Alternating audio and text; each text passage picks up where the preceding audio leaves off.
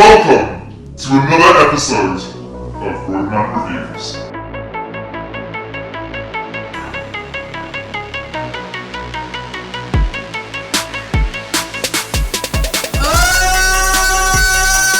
like that? That was long. I think that was longer than the past few times I've done that. I think you should stop doing Listen, it's my thing. I don't tell you what clothes to wear. You don't tell me how to speak. You do actually tell me okay? how to speak. Okay. I've actually had to take out a health plan for this. I like it. it. Hurt. Yeah. It's my intro, guys, this week. You guys have done it for the past 2 weeks. Yeah, but it's warn us. It's okay. Good afternoon, ladies and gentlemen. How you doing? Hope you guys are all well today. Welcome to another brand new episode of Roadman Reviews. As always, I'm joined here by Hodor himself, Mr. Ahmed. How you doing? Hodor. Why did he get to be host? I like this. You got that provided. I think it's making relevance to what we're talking about today. But anyway, go on. And Miss Arya Stark has That's not bad actually, yeah. You like Arya, see? I felt bad about calling you Hodor. Sorry, it's okay. Anyway, You do have Littlefinger's moustache. Listen, one of the days, guys, you'll see the moustache and it'll be impressive and it'll blow you guys away. But it's Pray you don't. Yeah, well, thank you guys all very much for obviously joining us today. A little bit different. We're actually going to be talking about our first TV show, as you can probably guess.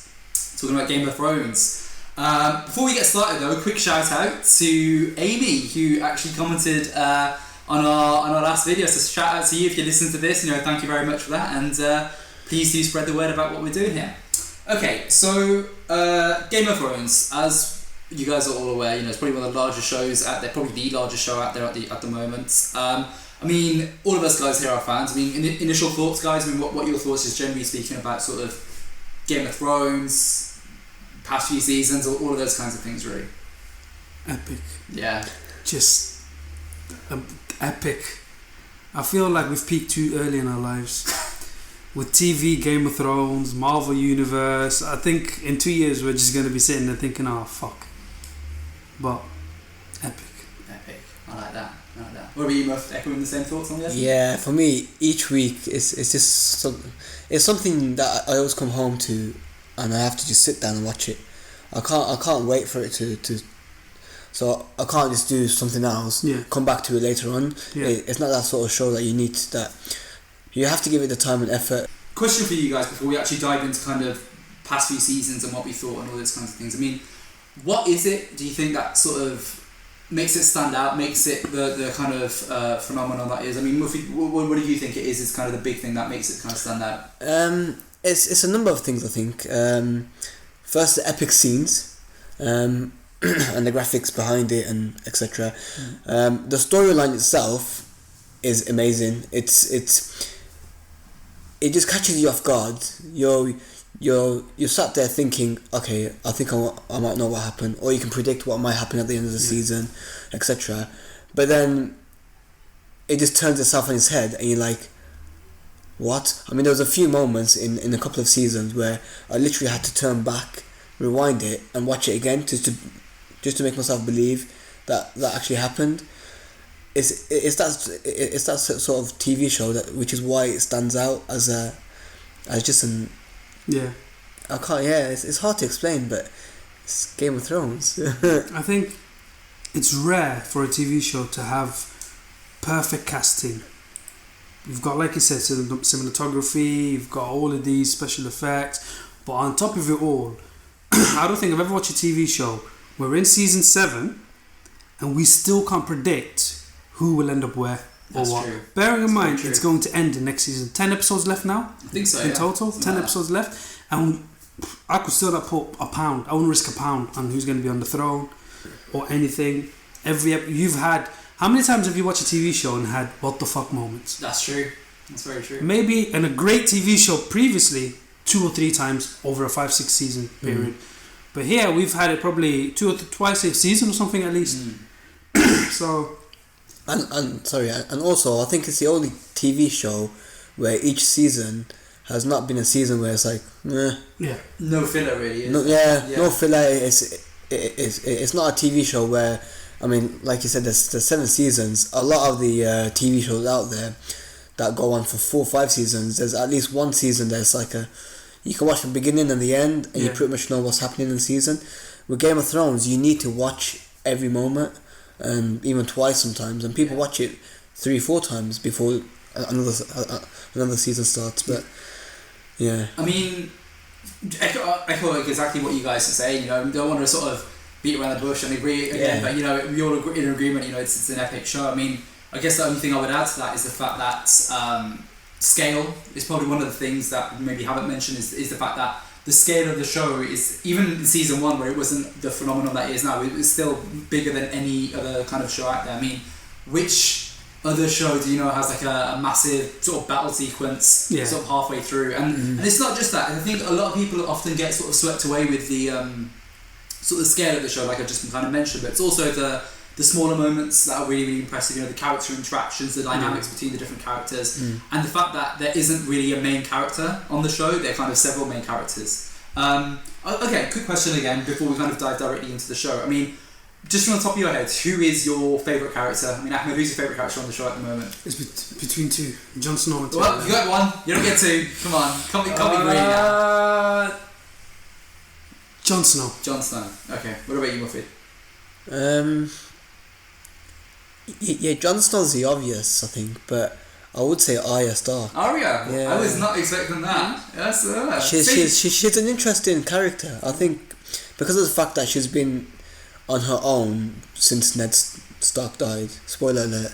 If you haven't watched it. Yeah, at the top, obviously spoilers, guys. Yeah, you know, all that kind if you haven't watched it, then you need to watch it. Yeah. But she's sort of been on her own ever since her father died, and just to see her character, so she's not sort of disappeared into the dark, and now she's back. Yeah, you've followed her story in different places. She's been with the Hound. Yeah. She's been with all faces. Faceless Man. Faceless Man. That's it. I forgot his name now. And she survived, even though people thought she wasn't. So I think she's one to watch. It's like a football match, isn't it? She's got good skill, but she can do a little bit better there on the pitch. You know, for me, half man. How have you guys not said half man? Tyrion, man. It's for me. Everyone has BT's always on about Tyrion, man. The thing is, but the thing is, I think with Jon Snow and Tyrion, they're two characters that are just out there. Particularly Tyrion in terms of his acting. But listen, in season 2, he fucking beat the shit out of her with an axe. That's one of the most badass and hilarious things I've ever seen in my entire life. Equally. True. No, the thing, Tyrion's a fan favourite. It was very close. I think if right now you would say to me, with the stakes this high, as a show, if tomorrow one of them died, who would you want it to be? I'd probably say I'd rather Tyrion dies, because Jon Snow... You said that back. I'm sorry. Don't say that. I'm sorry. How are you going to say Tyrion dies? Nah. Between the two of them, yeah? Nah, not going to happen. I'm going to fight you over this. Me and I'm going to have a fight coming up. I'm sorry. You can talk later. We're not arguing a lot of that. I can be Arya Stark with my needle. Careful, guys. I'm not saying anything for that. No euphemism, but let's continue with the show. So moving on then, guys. I mean, let's just dive straight into this season so far. So far, as of the recording of this, there have been 3 episodes that have aired. I mean, what kind of stood out to you, Ahmed? I mean, what's kind of the one thing that stood out for you this season? Have you enjoyed the season so far? And definitely. I mean, yeah, okay, so elaborate, Muffy. Muffy. I'm getting all fussed about that. I know, yeah. Elaborate, Ahmed. Mr. A. There you go. To be fair, I think obviously one of the things everyone said at the beginning or the end of last season was Daenerys is coming. I always had one thought I had, and you know what? It's happened this season, and I'm happy it's happened. Everyone assumes she's going to come in with her armies, with her dragon. She's got Bravos. Was it Bravos where the sand snake people are from? Yeah. No, Dornish. The Dornish and the Tyrells as well. They've got pretty much the perfect set, you know, to come over and smash it. I've always said, out of everyone in this story, she's had it, relatively speaking, the easiest. Yeah. Now, I know she's been forced into a marriage and raped and beaten up. In terms of in Game of Thrones life, I think she's had it the easiest, accumulating her army and wealth. So, love that. I love the fact that, especially this episode, they've put her back in her place. They've literally turned the tables on her. Was I expecting Cersei's though? Hell no. Hell no. I thought there was going to be someone else, but I didn't.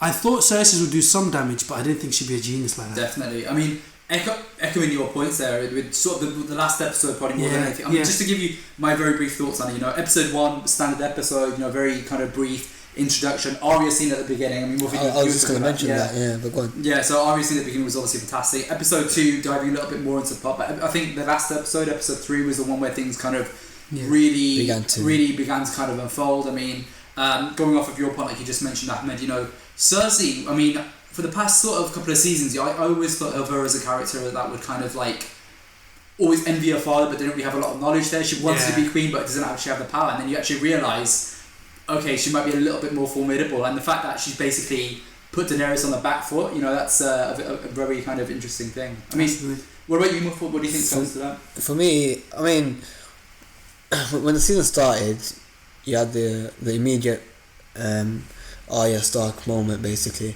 And for me, that set it up. But then the rest of the episode was a bit like, okay, maybe it's slowing down, but just the episode, just thought, whoa, is this what the rest of the season's like? But it seems like that's what it's going to be like. Episode 3, so the end of episode 2, where Jon Snow says, I'm going to go and visit Daenerys. Normally, you would follow that journey through. Yeah, a normal show. Yeah. Or if say it was 50, or the Flash. Or the Flash, I don't know what it would do. Or maybe if it was a 10-episode season, they may have followed that journey. But I do like the fact that as soon as episode 3 started, he was already there. So no faffing about. They're talking to each other, and that scene between them two, it was just amazing. Yeah. The bit where Davos said, "Oh, excuse me, Daenerys. He's the king on the north." And I liked. You know what I really liked? I liked when what's the Daenerys' servant's name? Not servant. Her kind of one of her close guys. Melisandre. No, she's the woman in red. No, that's the lady in red. No. I'm trying to think. Grey Worm. What does Grey Worm call her? Dorita. Okay, we're gonna refer to her as Dorita for now. But Dorita was one of the things that was really interesting when she kind of went into this long kind of spiel about she's Daenerys Targaryen, Stormborn, and then the Onion Knight just basically goes, "This is Jon Snow." And it's just like, okay, it just sums up basically the differences there as well. Yeah, because Jon Snow sort of just looked back at him and said, "What do we do?" And then he just said, "This is Jon Snow." Yeah, that's it. That means the way you looked at Jon Snow, like, to me, I was looking at Jon Snow, was like, "Yo, big me up here, mate. Come on." Why do you think he didn't bend the knee? I mean, if you were in that situation, I was actually expecting him to, because the way I think Jon Snow thinks, he doesn't really want to be king. He just wants to defend the world from like the White Walkers and stuff. If I was in this situation, I'd probably just bend the knee, get a deal with it, and then just kind of fight the North together or something like that. But he's learnt one thing, hasn't he? Bending the knee doesn't mean you get what you want. Yeah. Bending the knee means you've now sworn fealty to her. Okay. What if she turns around and says, "Forget the North, come fight down south"? What can he do then? Yeah. What if he goes back to his own bannermen and says, "Oh, I've actually gone there and pledged fealty to a new queen"? With him, it's interesting. With him, he's really obsessed with just the North. He doesn't care about anything else. Yeah. Even though some would argue Cersei is just a bigger threat to you. At the end of the day, both of them will wipe you out, one or the other. Yeah. But he's really focused up there. And you've got, what's her name, Daenerys. And I won't lie to you, this season's the first time I'll probably say this. It's like a naive child. Yeah. That's one thing I'll describe with this season, naive. Question for you, Muffy, then, actually, going off of Ahmed's point, which might be really interesting. Do you think, in the past 3 episodes that we've seen, that Daenerys is showing signs of madness, in the sense of she's making her ego go in front of her? I mean, I know that we've talked a little bit, but we haven't talked about it, but the fact that she kind of stated how she wants she doesn't want to be the Queen of Ashes, she kind of wants to win it by thingy, but are you guys getting the hint that she might be going a little bit crazy? Sort of, but not to the not to the extent of going mad. There's a bit where in that which another scene that made me laugh, where she had a serious face on her and she said, "I'm determined to be the queen," basically, and I will be the queen. And Jon Snow turned around and said, "Well, you'll be the queen of nothing if the White Walkers basically get to us," which again, it sort of hit her back to reality. But then I think the moment where at the end where Daenerys allows Jon Snow to mine the dragon glass, I think that's the bit where she sort of came back to reality and said, "You know what? Maybe I need to work with Jon Snow a bit." So I don't think she's exhibiting the craziness in the manner that. Would you guys maybe agree that if there were to be a mad queen, it would kind of be Cersei? I mean, she's mad already. Yeah, I mean, clearly, if we move north maybe a little bit from sort of Daenerys and Jon Snow's because it was tied up. My God, Cersei. I'm sorry if I use this bad language to offend you. What a cunt. My God.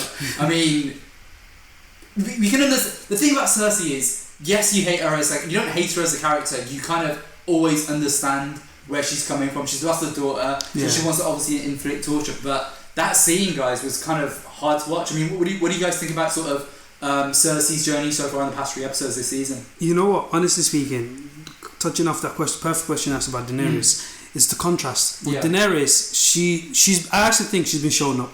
Up until now, she's had oppositions who were arrogant, they weren't tacticians. She didn't fight someone who played chess like she did in that aspect. So she had it easy. Cersei is someone who's, her father, Lannister, everyone knows, a general. She's been around generals. She's been constantly watching. She's been playing politics alongside military genius, and you can tell the experience difference, man.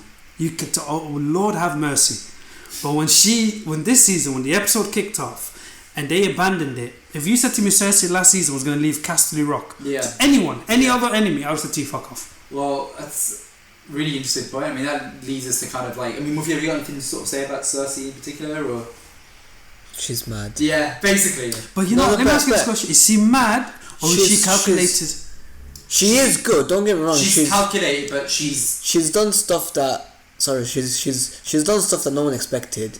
Like she just wiped out the Greyjoys within half a season, half an episode. Sorry, like that. Yeah. And just before that happened, there was this calculated move between Daenerys and the Greyjoys, and we're gonna do this and this and this and this. And even the point where where Grey Worm went to Castle Rock, and they're like, okay, we've got a different entrance, and Tyrion's explaining that throughout last season, and you just expect all those guys basically to die and for them to take over Castle Rock, but no one's there, and it's like, it's a brilliant strategy. I mean, what's really interesting there as well is I almost like the Tyrell family's gone, or there are no more Tyrells left, which is really interesting. And I don't know about you guys, but it's almost like at the beginning of the season, we had, not at the beginning of the show rather, you mainly had the Starks and the Lannisters and the Targaryens were kind of the main three. Baratheons, you kind of heard about them, but they weren't really a major character. They've been killed off. Tyrells came, I think, in season 3. They've kind of been killed off. What was Caitlyn's crazy sister? They were like something else as well. They're from the Vale. They're kind of there, but they don't really have like a big thing. So they're part of the North now. Exactly. So they're basically only 3 major families left, and it's definitely getting towards the end point. I mean, would you add Greyjoys to it now? With the uncle especially. They won't be a major. They won't. I honestly. We'll talk about predictions later on, but I don't think they'll be. But the way Cersei is. Yeah.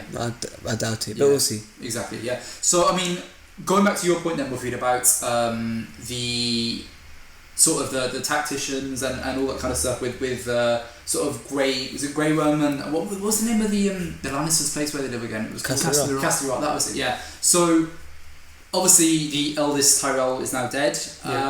What do you think about Jaime and Jaime's kind of sort of story? I mean, do you think he's gonna, from what we've heard, do you think he's starting to realise he's kind of let the cat out of the bag with Cersei, and is he gonna do something about it, or do you think he's just gonna go along with his madness because he's in love with his sister, which is disgusting? I think there'll come a point where he does realise that, you know what, because a lot of people have been telling him a lot, like not just this season, previous seasons as well. They're telling him, okay, look, she's going mad. She has lost her daughter, so obviously she's gonna go even madder, if that's a word. So I think there'll come a point where he's maybe turn his back away from his sister and maybe go towards what's the other woman's name? Brienne. That's it, Brienne. Where either they'll meet and Brienne will sort of convince him otherwise, or maybe they'll have an affair. I don't know. I think, I can't see Jaime doing what Cersei does. You say that, but then Cersei's always got a hold over Jaime. Like, Cersei can do things without Jaime, but Jaime can't do things without Cersei. She's like, it's kind of drug and it's kind of disgusting, but it's what it is, you know? He lost a hand for her pretty much, if you think of it like that, so you've got to... The thing is as well is, I think, just to add on to it, especially at the end of last season, people were assuming, oh, that's it, Jaime's going to turn on Cersei. Their kids are dead. Yeah. What will it take for Jaime to turn on Cersei? My guess is Cersei's either going to do something like wipe out a population, go crazy, not literally crazy like the Mad King maybe, but do something as drastic as killing a lot of innocents for no reason other than anger, or I can't see it. Well, hang on a second. Brienne is up north with Sansa at the moment, isn't she? Yeah. What if? That, Like they go to war against the Starks, and then Cersei's basically about to kill sort of Brienne. I mean, then maybe you never know because everyone. if it's the mountain, It goes out of his role. It goes out of his character because Brienne. Who does he care about more, Cersei or Brienne? His hand. His hand. He wants his hand back. That's what he wants. Marry his hand if he could.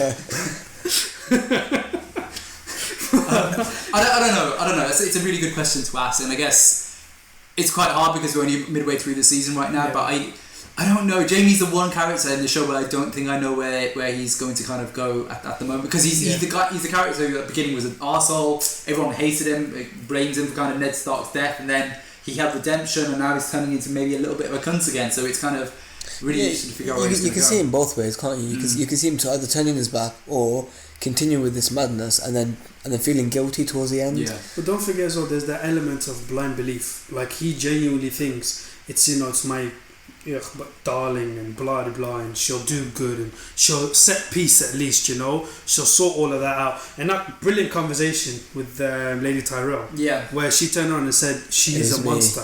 She's worse than me, and I'm not a good person. You need to see that. It still hasn't hit home, but I think that will be the theme this season. Definitely. How it ends with them two, anyway, we don't know. So that kind of covers the South. I mean, Jon Snow, we pretty much covered him and all that kind of stuff, and we'll come to predictions a little bit later on. So let's move a little bit further north. One last question, sorry. Oh, okay. Yeah, This is brave. Okay. Better be a good one. What do you think of the new family, the ones that were loyal to Tyrell, that have joined the Lannisters? Which one was that? If you remember episode 2, there was an old guy in court with his son. Did you watch Merlin, the show? BBC show? Why would I watch Merlin for? And there's a kid, there's a son. No, because there's a guy who plays Lancelot in that show. Yeah. He's the son. Basically, if you remember, he had a conversation with this old man, the general that was the only one to stop Baratheon. If you remember the court in episode 2. Yeah. Oh, you on about Sam's dad? Is that Sam's dad? You should have said Sam's dad. Oh, shit. You about some bald guy and I didn't even know that. So that's Sam's brother next to him. That's Sam's brother, yeah. Fuck me. I mean, that kind of, there we go. That's a nice transition there, Ahmed. See, I'm going to use this, guys, into Sam's story over there, Sam and Jorah. So, I mean, I guess nothing major is happening with Sam at the moment. I think Sam's part to play so far has just been kind of researching, learning. Obviously, he's Jorah on his journey, and he's going to probably pass on a message with that, I met this guy called Jorah, and if Jon Snow is still there, then obviously they can communicate about that. But my thing with Sam is that he's in the show for a reason, He's been around for 7 seasons, or 6 seasons, I think he might have came in season 2, but he's been in the show for a reason, and he's got to be here to do something. I mean, apart from killing a White Walker, he hasn't done too much, but he's got a knowledge base there, so, I mean, what are your thoughts on Sam so far, and what do you think he's kind of in the show for? He plays a support, I think, for Jon Snow. I mean, more so than just that. What do you think because obviously there's supporting characters everywhere, but I mean, I want about in the actual story itself. Yeah, that's what I mean. He's the backdrop for Jon Snow. So Jon Snow, I feel, is like the tactician, the person that does stuff. The King of the North, the person that does the stuff. But you've always got a person behind that person, and I feel like he's that person. He's not a person that wants to fight, or he can't fight, but he likes to utilize what he can do, and I feel like he's doing that. So with the Dragon Glass, he's aiding that. He's aiding. Yeah, it's. I guess it's too early to really tell his story. Right I actually think. What you were saying, touching on, I think, genuinely speaking, he's going to be the brains. Yeah, in regards to anything to do with White Walker. Yeah. I think him and Bran, I think they'll be the brains and the thinkers, and tell Jon Snow what to do. If there's one thing you've noticed about Jon Snow, he's not a tactician. No, tell him what to do, he'll do it well. But other than that, I think they'll dictate where he needs to go. Like, for example, I know in the trailer we've seen a bit where he's in the middle of nowhere, in the him running with a group of men. Whether or not they're facing White Walkers. Spoiler alert, man! Not everyone watches the trailer. I haven't seen it. You haven't seen the trailer? After the first trailer. I did. I'm lying. I've seen that. I'm just saying. I had not seen this trailer. I just wanted some attention on me. That's all I wanted. But what I think is, like, probably they told him to do this or that. So I reckon in that respect, he's the brains, and that's where it ends. I don't think he might die. Actually, Okay, fair enough. I think he might turn into a White Walker. But anyway. You never know. He might do.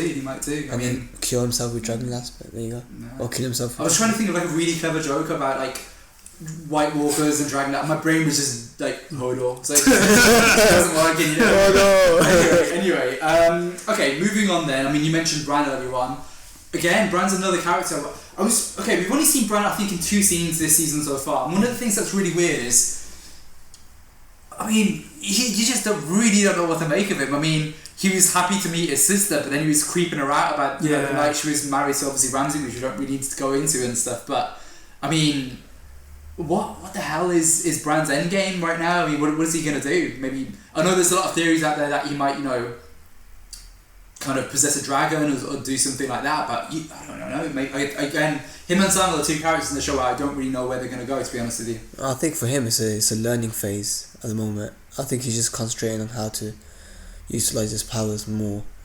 But then I think there'll be a point where he'll be like Sam, but more in a way, because he can do stuff. He can control people. He can look into the future.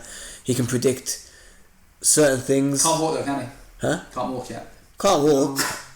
But after all that, after all that, but he can get himself a horse. Yeah. Or Brienne can carry him. That's true. Frodo, Lord of the Rings 3.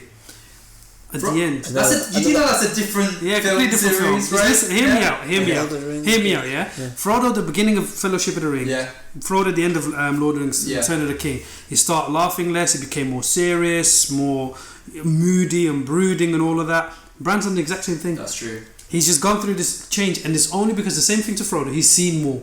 He sees more. You don't forget, we don't know what he's seen in this gap of time. So he could have seen, he's learnt more, he's seen how depressing the world can be. You've said it. He's become impassive almost. Not impassive, I forgot the word. But anyway, he's become emotionless almost. Cold. Factual. Oh, yeah, you were a nice logical. I think it'd be a massive role. Oh, without a doubt. Easily. I'll be pissed if he dies next episode. All that hype over nothing. He had the most boring, pretty much. I'm sorry to any Bran fans out there, but he has had quite a boring story so far. And he just kind of. At the moment now, you've got the Starks, apart from Arya, who's now travelling up to Winterfell. Yeah. And then eventually, you've got all 4 of them, haven't you? In the same What do you think the place. interaction though? You mentioned it perfectly, Bran. With Arya included, because Bran, I didn't expect that reaction. In my head, I thought he'd be, yay, sister! Well, if you want my honest thoughts, I don't think Arya's going to reach Winterfell. I think she's going to go part of the way and then realise that, maybe bump into one of the people on the list and then kill them and then kind of go back to like thingy. I mean, that's why I honestly think she's independent. I was watching someone's video before, like another review of Game of Thrones, and they were kind of talking about Arya's role. And with Arya, you don't really want people to know that she's still alive or still around, because you could use her as like a stealth player to kind of go behind the scenes, take people out behind the scenes and stuff like that. So it's really interesting. But again, her lure for her family is obviously going to be quite strong. That's true. That's true. I think on top of that as well, the relationships wouldn't work. Jon Snow's never going to let Arya join the battlefield. No. So then you'd have him and Arya constantly at odds.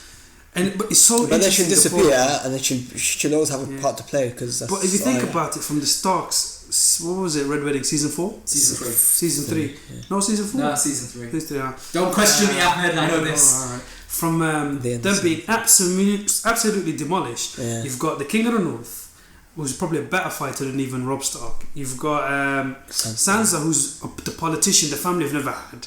Then you've got Arya, the master assassin, and Bran, the magician almost. We just need Littlefinger to fuck off now. That's it, man. And then you've got the Avengers, Game of Thrones. I mean, because he's got another game to play. I mean, sort of wrapping things up. Then we haven't obviously covered most of the main characters. Obviously, Melisandre, Varys, the Hound, he had the best line, I'm sorry, in the past couple of weeks. That doesn't mean you're not wild, you fucking cunts or something like that. That was brilliant. I mean, all these characters obviously we haven't touched upon, but they haven't really had too much to go on this season so far, so it's probably best we gloss over them.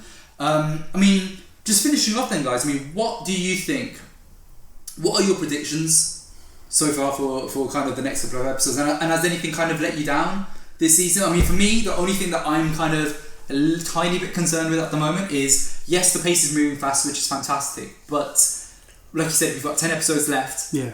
and the White Walkers, we still have only maybe seen one scene of them so far. I think we need to. I know they work best as Jaws, Bruce and Jaws, the shark in Jaws, where they just kind of appear and that's kind of it. But I think it's getting to the point now where we need a bit more from them, because we need to see that threat. Winter's here and they're still not here right now. I mean, other than that, that's kind of my only pet peeve so far. But I'll let you guys talk about sort of problems and predictions and all that stuff.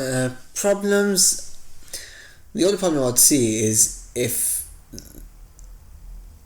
Daenerys and Cersei go to war, and then at the same time you got the White Walkers coming down, how do they battle on two fronts? How does Daenerys battle on two fronts, or how does Cersei battle on two fronts? How does the White Walker battle both? Which they probably can anyway. So that's the only thing I would say is that I'm still not clear on how the events will take place. Yeah. I mean, is it a matter of, is it Daenerys versus Cersei who wins, and then the White Walkers come down, and then there's a human versus White Walkers fight, or is it a matter of? I've just got a prediction. Sorry to interrupt, but what if Daenerys actually loses? Like Daenerys dies at the end of the season. So because it's Game of Thrones, it's a potential that might happen. Yeah. Cersei wins, and then because Cersei's so arrogant, she's still queen, and she fights against the White Walkers, and they lose, and it ends with kind of the White Walkers winning. I'll stop you there. My prediction was going to be, I think Daenerys is going to die, and Jon Snow's going to find out about his true heritage post her death. But he'll beat Cersei and lead the army. One of the other, I might be wrong, but one of the other, Jon Snow or what's her name, Daenerys, one of them will die before the season ends. I can't see both of them alive. No, before the whole show ends. But my prediction in terms of, you see, you've got a good point. There is nothing to suggest that Jon Snow and Cersei, Daenerys have to be friends. Cersei has to be defeated, and then we fight the North together, the White Walkers, or at the same time for it to be an absolute mayhem. And that's what's amazing about it. Prediction wise. There's one thing I'll say. There's one thing I've noticed, and I'll base it on that. Jon Snow's camp and what's her name, the Lannisters. They've all got generals. They've all got experienced battle hardened men. Daenerys is the only one who hasn't. I think they'll either recruit someone or someone like Jon Mormont coming back, and at the end of the season, Daenerys will be back on top at the expense of 2 dragons. Oh, which two? Drogon goes. I'm not watching the show anymore. He's my boy. He's my favourite character. Drogon's the wild one, isn't he? Drogon's the big ass one, yeah. He'll survive. Jacaerys. Yeah, he'll survive. The other 2, I think, will die. She'll lose a lot, but she'll eventually defeat Cersei, and then the following season will be. I mean, I'm gonna go with the prediction that Cersei, Daenerys, Jon, and Tyrion, all 3 ride the dragons. See, that's a happy ending, but yeah, this is. You just turned it into Dragon Riders. This is the EastEnders right now. Dragon Riders. How to Train Your Dragon. Yeah. But anyway. Yeah. That's me. No worries. Well, I mean, in terms of just very very briefly, any problems with the show, just generally speaking, this season? The only other problem I've really got, again, early in the season, so it might not be a problem, but I know that the battle scenes are very short now, and because usually they save their big battle to episode 9, but because we're getting basically like a battle every episode, you reckon that the battle scenes may be a little bit shorter? 2 things. And that one was one thing I noticed the last episode I didn't like. Initially it was, what's his name, Tyrion telling the story, and then it rewind, but the actual battle was way too short. Yeah. I was thinking, come on, especially, it was in the trailer, it was hyped up. Whether or not, though, we're not going to have a big ending battle scene, we still don't know. They might still have a bigger battle scene at the end. My only worry is we've got so much story left to tell in 10 hours. Well, I say 10 hours, actually, in 10 episodes. Can they do it without rushing? I don't want rushing. I don't want Hound randomly being killed off in one episode. I want it to be told in the best possible way. I mean, there's so much still left there as well. Like, people are still wanting to see the Hound versus his brother fight one another. You know, they want to see all the Starks reunited. They want kind of a massive battle with the White Walkers, and we're getting things here and there. You never know, in the next week's episode, all that stuff might happen. Yeah. But right now, it's one of you things. Ooh, super late prediction. Okay. The Hound's gonna free. What's her name? Dornish Queen. The Hound will be the one to freeze her. You think? I think so. He's in a different part of the country. He's not. He'll end up back there by the end of the season. Okay. What about you, Muffid? Any problems with the show so far? In the past problems, like I mentioned. How do we get it all tied in together? Because I've not seen the White Walkers. I've got no inclination into how they're gonna appear, when they're gonna appear, and in what timeline, and you've got a lot of people, you've got a lot of different stories. Obviously, you've got the main two storylines with Daenerys and Jon Snow, if you want to call it one storyline, and then you got Cersei. But you got all these individual characters. Where do people end up, and how does that all come together? Well, I guess. But it's Game of Thrones, and they know what they're doing. So that's the beauty, isn't it? You know what's gonna happen? We're complaining about tell us too much story in 10 episodes. It's as if it's not as if it's being directed by someone else on the dimension. Usually at this point in the show, you're like, all right, just end the show, please. Just drag in the story. With Game of Thrones, you can talk all day, but we need to wrap up. I'm telling you guys now, it's gonna end. Everyone's dead, and Ned Stark's head is gonna be kind of in charge of everything. That's just that. A floating head. The floating head of Ned Stark will win. But yeah, I mean that kind of sort of wraps everything up in terms of this week's episode of Roadman Reviews on Game of Thrones. But you know, as always, guys, feel free to kind of comment below. Let us know what your thoughts on sort of Game of Thrones are, past episodes. You wanna say anything? Yeah, you we've also your got, finger? yes, Here we go. I've got a question. I've got a question for you guys. When do you think Game of Thrones became this worldwide phenomenon? I like that. What season or particular part in the season maybe, but was it a season that it kicked it all off? That turned it into this world. He's adamant because he's banging his head on the table. There you go. And you think it's the best season or TV show ever? You can't ask two questions in one episode. Yeah, you can. You're going to confuse people. Yeah. 2 plus 18, 73. Yeah, No, Arya, forever doing what she wants. So that was the question of this week. Hold the door. When do you think this show became a worldwide phenomenon? And do you think it's the best show ever? there you go. It's only two questions. God. I know. Yeah, but they might just want to type. I'm sorry, guys. They're fighting one another today. It's just the way it is. Anyway, Ahmed, thank you very much for obviously joining us today, and Rafid as well. And I'll thank myself as well because I'm not too bad about that stuff. As always, you can follow us on Twitter at Roadman Reviews, Facebook at Roadman Reviews, YouTube. You're probably watching us on YouTube, but you know at Roadman Reviews. Instagram, we're on Roadman Reviews as well, and if you prefer to kind of just listen to us on SoundCloud, I can't even say it, SoundCloud, you can actually find us there at Roadman Reviews as well. Other than that, guys, thank you very much for your time, and we look forward to speaking to you next week, guys. Bye!